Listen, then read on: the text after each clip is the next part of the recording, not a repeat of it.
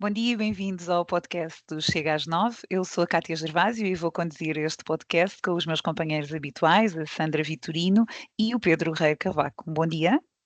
Bom Bom dia, dia. viva. Bom dia. Realizamos então hoje o episódio 10 do nosso podcast com uma convidada muito conhecida dos portugueses pelas suas assertivas intervenções na Assembleia da República na última legislatura. Muito bem-vinda, Cristina Rodrigues. Muito Olá, bem-vinda, bom dia, Cristina. obrigada. A Cristina Rodrigues tem 39 anos e vive no Seixal, essa grande margem sul do Tejo. Para quem não sabe, pertence ao distrito de Setúbal. A Cristina é licenciada em Direito, é mestre em Ciências Jurídico-Empresariais e tem uma pós-graduação em Direito dos Animais e Gestão do Território, com especialidade em Ambiente e Recursos Naturais. É advogada, mas desde que foi eleita como deputada pela primeira vez para a Assembleia da República, que suspendeu o mandato para ficar em exclusividade. Portanto, Cristina, vamos a isso? Vamos, bora. Vamos, começo eu então com a primeira pergunta, Cristina. É visada num processo judicial que remonta ao tempo do PAN. Este processo, de alguma forma, tem influenciado aqui a sua vida política no Partido Chega, Cristina? Minimamente, até porque é como disse, ou seja, remonta à altura que eu saí do PAN e, portanto, quando eu já tive um mandato enquanto deputada não inscrita com esse processo, quando fui para o Chega já tinha esse processo e, portanto, não tem nada de novo.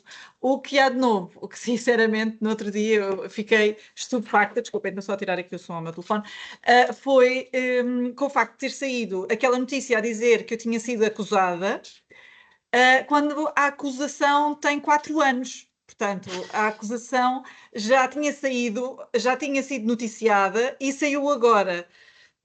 Curiosamente, em Estrategicamente, período de talvez. campanha, como se tivesse acabado de acontecer.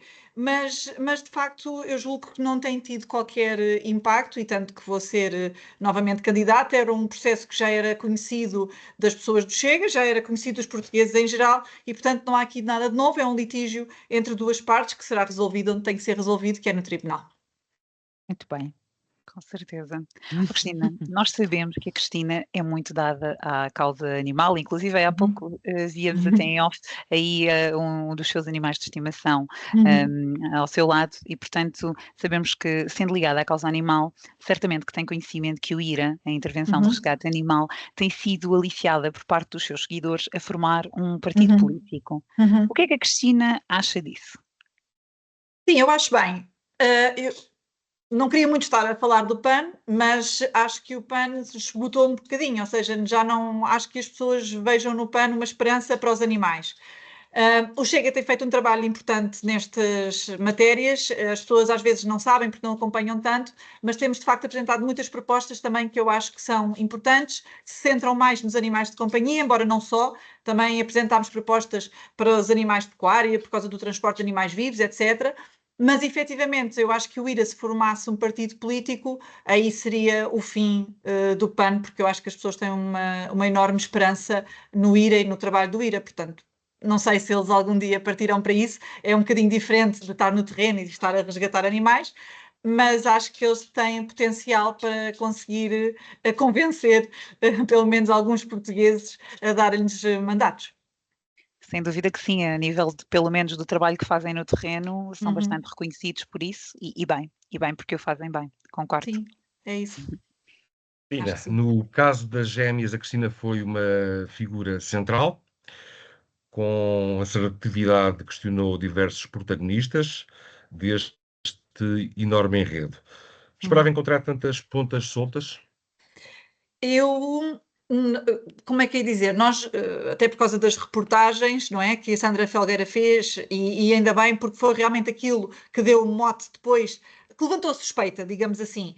Agora, aquilo que os outros partidos acabaram por dizer, que nada ficou aprovado, ou que ficou aprovado muito pouco, é assim, e pelo menos daquilo que as pessoas me dizem nas minhas redes sociais também, porque as audições foram públicas, quem acompanhou percebeu que isso não corresponde à realidade. E, portanto, daquilo que foi o trabalho que foi feito, nós recebemos documentação significativa, nomeadamente os e-mails entre o Marcelo Rebelo de Sousa e o filho e os funcionários, recebemos os WhatsApps trocados com o filho de Marcelo Rebelo de Sousa e José Magro, e depois toda a informação que as pessoas deram, portanto a secretária de Lacerda Salles, que foi um testemunho fundamental, quer dizer, acho que foi perfeitamente suficiente para nós percebermos exatamente o que é que aconteceu. Se havia mais informação a obter, é claro que havia, mas, verdade seja dita, houve um trabalho da parte dos outros partidos de condicionar o acesso à informação. Portanto, sempre, por exemplo, na Comissão de Inquérito da TAP, foram pedidos todos os WhatsApps, tanto que havia WhatsApps de Alexandra Reis, havia WhatsApps do Ministro das Infraestruturas, do Secretário de Estado, da CEO, e, portanto, nunca se levantou problema nenhum. E para esta comissão em particular, foram pedidos pareceres, o auditor da Assembleia da República disse que a CPI tinha legitimidade para nós fazermos estes pedidos. Como os outros partidos não ficaram satisfeitos com o resultado, então pediram parecer à Procuradoria-Geral da República. Quer dizer, realmente houve um esforço muito grande para condicionar o acesso à informação. Se não tivesse sido feito esse esforço, eu julgo que teríamos ainda consolidado mais as nossas conclusões, as conclusões do Chega. Mas aquilo a que nós chegámos, eu acho que foi suficiente para perceber o que é que aconteceu e quem é que teve responsabilidade nesta matéria. Eu sinceramente, tenho... não é poucas dúvidas, mas estou convicta, mesmo convicta, das conclusões a que nós chegamos e do facto dos outros não estarem interessados em que elas sejam do conhecimento público, obviamente. Vou aproveitar a deixa. Considero então que este caso colocou a claro o quão podre pode ser o amiguismo praticado pelos partidos que nos têm governado. Não, claramente, e especialmente a vontade com que fazem certas coisas, de tal maneira que, por exemplo, para se conseguir aprovar um relatório, o modus operandi do PS e do PSD ficou às claras completamente, percebeu-se perfeitamente onde é que cada um cedeu para conseguirem chegar a um consenso de aprovar um relatório que não fosse o do Chega. Porque realmente esse era o objetivo principal. E porquê? Cada um deles estava a proteger um dos seus. O PSD, o Presidente da República, e o PS, Lacerda Salles. Eu acho que ficou claro como a água e pronto, e felizmente acho que muitas pessoas também compreendem isso. E também acho que isto não é um caso único, obviamente, acho que há muitos outros casos como este. Ficou claro para mim. Que outra questão, Cristina? Relativamente ao Miguel Arruda, Nuno Pardal Ribeiro e agora mais recente a Ana Caldeira, foram casos muito mediáticos. Na sua opinião, estes casos tenderão a afetar os resultados eleitorais do próximo dia 18 de maio? É assim, eu não consigo saber isso. Eu diria que não. Eu acho que, de facto, eles não foram positivos, mas acho que também as pessoas perceberam que houve uma atuação rápida e eficiente por parte do presidente do partido, o que não acontece com outros partidos. Eu acho que a situação que aconteceu recentemente da Ana Caldeira não é a mesma situação do Miguel Arruda ou do Nuno Pardal. E acho mesmo que a situação dela é uma situação diferente e acho que ela vai poder esclarecê-la em breve e espero que assim seja. Os outros são situações um bocadinho diferentes. O caso do Miguel Arruda, não sei, não consigo explicar muito bem por que razão é que ele fazia aquilo, não acho que ele tivesse necessidade de fazer aquilo, não sei se há algum problema de outro foro psicológico. Eu não sou psiquiatra, eu não tenho nada a ver com a área médica, mas não sei se realmente havia ali mais qualquer coisa. Acho que são situações distintas. Uma coisa é certa, outros partidos têm problemas mais graves porque são eventuais crimes que são cometidos no exercício de funções públicas, ou seja, de autobenefício, pessoas que acabam por explorar, usufruir da sua função pública para obter benefícios para si ou para amigos, ou o que seja, um bocadinho como o caso das gêmeas, no fundo. E mesmo depois destas situações conhecidas, esses partidos mantêm a confiança nessas pessoas. E elas continuam a ser deputadas, elas continuam a ser presidentes de Câmara, às vezes. Temos o caso de Miguel Albuquerque na Madeira, e acho que isto, não tendo sido casos positivos, deixaram muito evidente a diferença do Chega para os outros partidos naquilo que é uma tomada de ação que seja imediata, para também se perceber o que é que se passa, e pronto, e as pessoas têm obviamente presunção de inocência e poderão depois provar que realmente não tiveram nada a ver com o caso. Se for isso, ótimo, depois logo se vê, mas para já ficam afastadas das suas funções políticas, e acho que isso é uma grande diferença. Agora, eu acho que os portugueses também compreenderam isso, mas também não quero estar a falar pelas pessoas. Vamos ver agora no dia 18 qual é que será o entendimento de cada um. Com Muito certeza. bem. E falando precisamente no dia 18 de maio, aliás, até antes, Cristina, nós acreditamos que a Cristina será candidata por algum distrito. Naturalmente que queremos continuar a ver, a ouvir e a sentir-nos representados na Assembleia da República pela Cristina. Acho que aqui a opinião é unânime e posso falar em nome dos três. Mas há aqui uma questão que se impõe por nossa parte. Portanto, nós sabemos que, como disse ainda há pouco, que pertence ao distrito de Setúbal, e gostaríamos de saber porque é que até hoje nunca foi o rosto de uma candidatura neste nosso distrito de Setúbal. Pois, de facto, aqui, eu quando fui eleita em 2019, por acaso foi por Setúbal, mas depois no Chega não foi. A decisão verdadeiramente não é minha.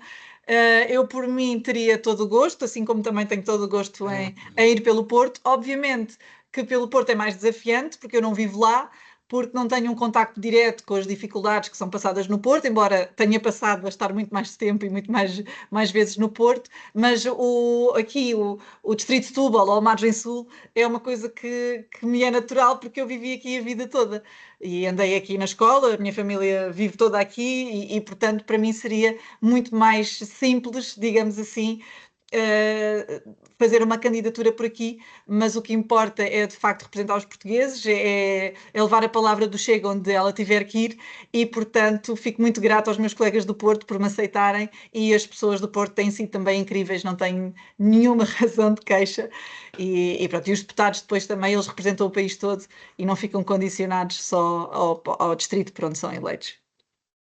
Muito bem. Bem, estamos a chegar ao fim do nosso podcast. Vamos fazer o nosso segundo preto e branco, a rúbrica que pelo menos procura fazer com que o nosso ou a nossa convidada, no caso, fique embaraçada.